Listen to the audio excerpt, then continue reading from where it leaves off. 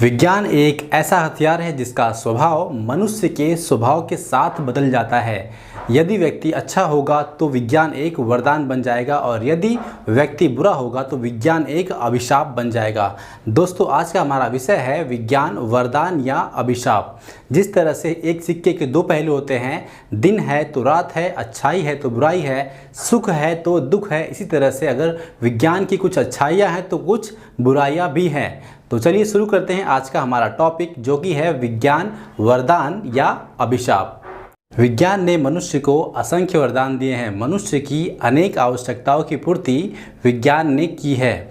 मनुष्य की दैनिक जीवन में, रोज़मर्रा के जीवन में विज्ञान की उपयोगिता बहुत ही अधिक है और सामाजिक जीवन में इसका महत्वपूर्ण स्थान है। सवेरे जागने से लेकर रात को सोने तक और रात को सोने से लेकर सुबह उठने तक, घर के अंदर घर के बाहर, हर जगह विज्ञान ही विज्ञान छाया हुआ है।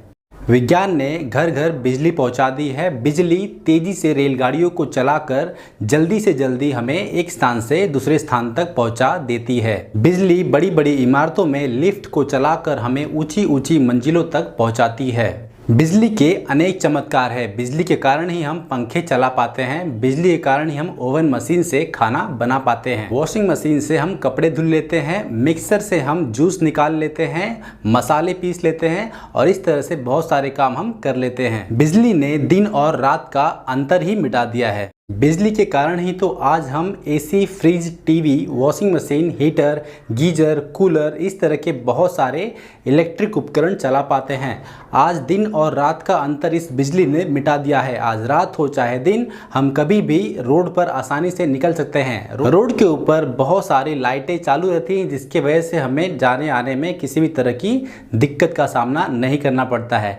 यह सारे विज्ञान के ही तो चमत्कार हैं। विज्ञान ने यातायात संबंधी इतनी सुविधाएं दी हैं कि आज कम से कम समय में पृथ्वी के एक कोने से दूसरे कोने तक आसानी से हवाई जहाज की सहायता से कम समय में पहुंचा जा सकता है। इस तरह वैज्ञानिक आविष्कारों के कारण विश्व बहुत ही छोटा हो चुका है। अब दूरी को हजारों किलोमीटर में न नापकर घंटों और मिनटों में ही नापा जाने लगा है। हमारे उद्योग धंधों में काम आने वाली मशीनें यह विज्ञान की ही तो देन है। हम इन मशीनों की सहायता से जल्दी आवश्यकता अनुसार चीज़ों को बना सकते हैं और उपभोक्ता की मांग को समय पर पूरा कर सकते हैं। आज विज्ञान की ही देन है कि कई देशों में मशीनों को कंप्यूटर के द्वारा चलाया जा रहा है।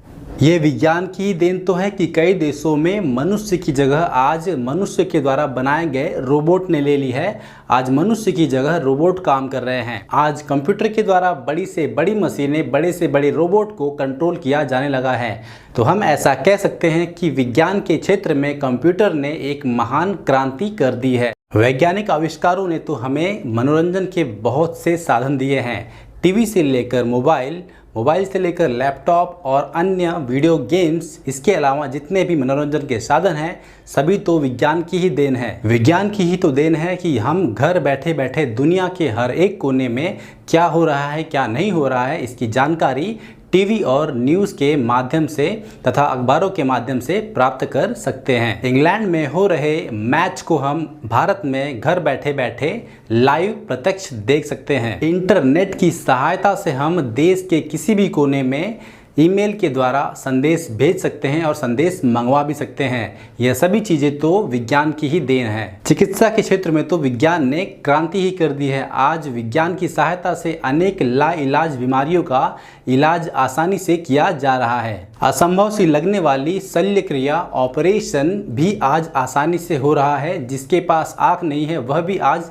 देख सकता है, बहरा सुन सकता है और बिना पैर वाला व्यक्ति भी पर्वत के पार जा सकता है। गुर्दे और फेफड़ों आदि अंगों का भी ट्रांसप्लांटेशन, प्रत्यारोपण भी किया जा सकता है। यह सभी चीजें विज्ञान की ही बदौलत तो संभव हो पाई है। विज्ञान हमें हर दिन नए वरदान दे रहा है, लेकिन कुछ वरदान ऐसे हैं जो हमारे लिए अभिशाप सिद्ध हुए हैं। जापान के हिरोशिमा में जो परमाणु बम गिराया गया था, उस परमाणु बम के द्वारा लाखों लोगों की मृत्यु हो गई थी और उसका असर आज भी वहां के लोगों पर दिखाई देता है। लेकिन आज तो उससे भी हजारों गुना भयंकर परिणाम वाला परमाणु बम तैयार किया जा चुका है। हर देश इस होड़ में लगे हुए हैं कि कौन कितना ज्यादा परमाणु बम बना सकता है। आज इन परमाणु बमों से दुनिया एक क्षण में नष्ट हो सकती है, ध्वस्त हो सकती है। सुरक्षा के नाम पर बनाए गए इन परमाणु बमों के द्वारा आज विश्व के लिए असुरक्षा उत्पन्न हो गई है। जिस अपार धनराशि से मानवता की मौत का सामान जुटाया गया है, उससे विश्व के करोड़ों भूखे नंगों के लिए रोटी, कपड़ा और मकान की व्यवस्था की जा सकती थी। विज्ञान के आविष्कारों से जो विश्व में औद्योगिकरण हुआ है, उद्योगों का विकास हुआ है और शहरीकरण हुआ है, इसके कारण आज पूरे विश्व में भयंकर रूप से प्रदूषण फैल चुका है। वायु, जल और आकाश आज बहुत ही बुरी तरह से प्रदूषित हो चुके हैं। यही क्रम चलता रहा तो पृथ्वी एक दिन अग्नि प्रलय का शिकार हो जाएगी। यह हमारा सौभाग्य है कि आज का मनुष्य विज्ञान के वरदान और अभिशाप दोनों को ही अच्छी तरह से समझ रहा है। आज विश्व की महाशक्तियां अमेरिका और जापान जैसे देश भी युद्ध का रास्ता छोड़कर शांति का रास्ता अपनाने के लिए सोच रहे हैं। आशा है कि मानवीय विवेक और मानवीय समझ इस विश्व को इस विज्ञान के अभिशाप से बचा लेगी। अंत में मैं केवल इतना कहना चाहूँगा कि प्रकृति के प्रति यदि मन में सम्मान हो और हृदय में प्यार हो तो विज्ञान यह पूरी मानवता के लिए एक उपहार है, अन्यथा यह एक अभिशाप है।